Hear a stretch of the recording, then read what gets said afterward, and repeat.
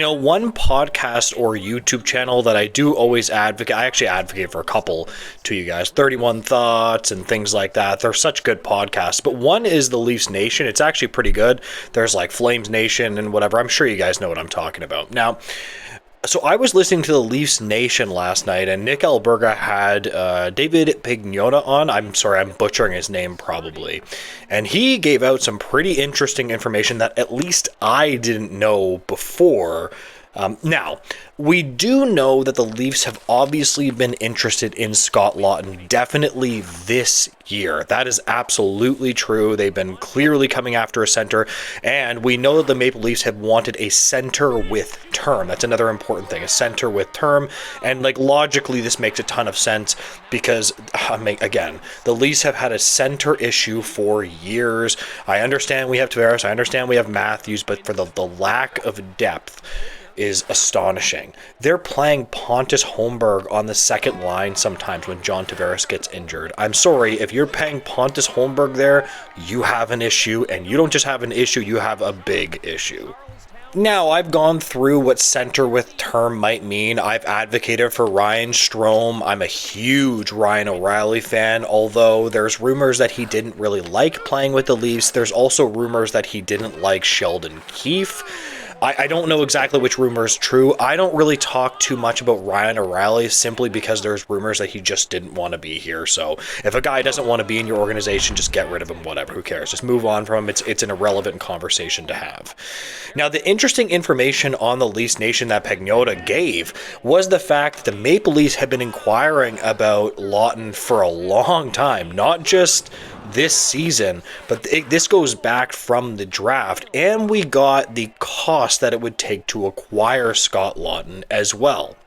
So it was from last draft, the Maple Leafs tried to get Scott Laughton, and they were told from the Philadelphia Flyers that it would be a first-round selection and another piece. So that would be essentially the Leafs drafted Ben Danford last season, I think it was 31st overall. The Leafs traded down, I think, as well to get that selection. And I am just wondering, and this is just my opinion, I want you guys to drop your opinions below in the comments.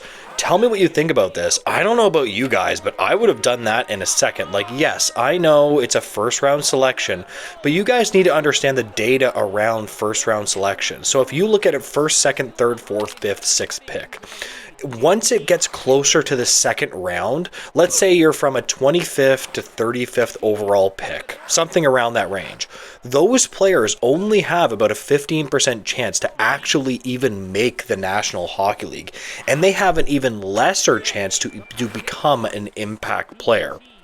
So I'm just trying to put the data out there so you guys understand the facts.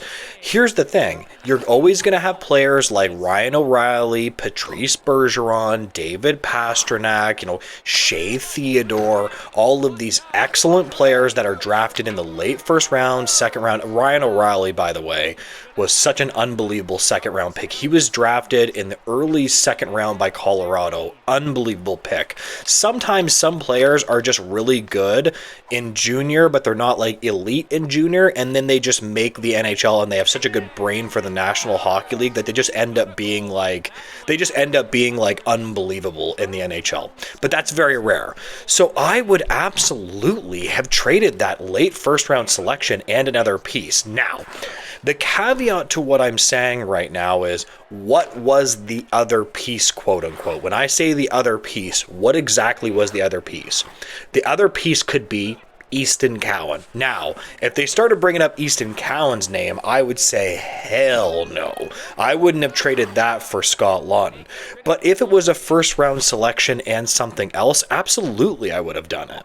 Now, one thing that I will say is, let's say it was their 2024 first round selection and a decent prospect, not a blue chip guy, but a Topi Niemelä. He's a pretty good prospect. He's got offensive instincts. I do think that he has potential to be somewhat of a National Hockey League defenseman. I'm really having a hard time pegging exactly what he'll be in the Maple Leafs organization, but let's just say that was the guts of the trade. Would you guys really not have done that? to solve the Maple Leafs center position so we can stop obsessing over the center position. We would have Tavares, we would have Matthews, and then a solid third line center in Scott Laughton. I'm sorry, I would have done that 10 times out of 10. And the Leafs had that offer, according to Pagnotta, they had that offer from Philadelphia. The Philadelphia Flyers were like, hey, a first round selection and a piece. Why the heck would you not have done that? I mean, come on. And let's remember, they traded down last year, so they could have traded their first round pick, probably made that trade with Philadelphia, still kept the picks that they traded down with, so they still would have had a first round selection. So they said, hey, Philadelphia, we'll give you this first round selection and a piece like, I don't know, Topi Niemela. They keep the benefits of trading the pick, so what I think they might have got like a third round pick back, and they would have kept that and been able to get and solve their center position. To me, this is very annoying information. When he said that, I was like, wait. The Maple Leafs have had an option to get Scott Laughton. That was the cost, and they didn't do it? Like, what? Now, off topic, he also did mention Brandon Tanev. What he said was, if the Maple Leafs can't solve their third line center position, Brandon Tanev can be an option for them. I don't even want to entertain the Maple Leafs not fixing their center position. I'm sorry, if they go in with this center position, especially because John Tavares is injured, he'll be back, of course. Calle Jarnkrok is going to be back as well. Just keep that in mind.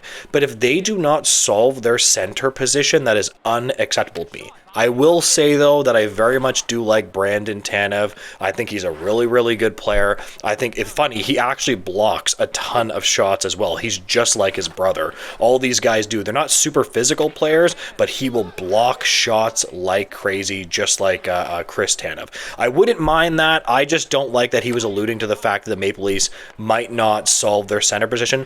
I think that this is a priority number one for the Maple Leafs. I think that if they have to give up assets, that's what you got to do, and that's it. You just have to fix this issue for the Maple Leafs. Anyways, I am going to leave the video there. If you guys could make sure to like, comment, and subscribe, that would be greatly appreciated, guys, and make sure to have a great day. Goodbye, guys.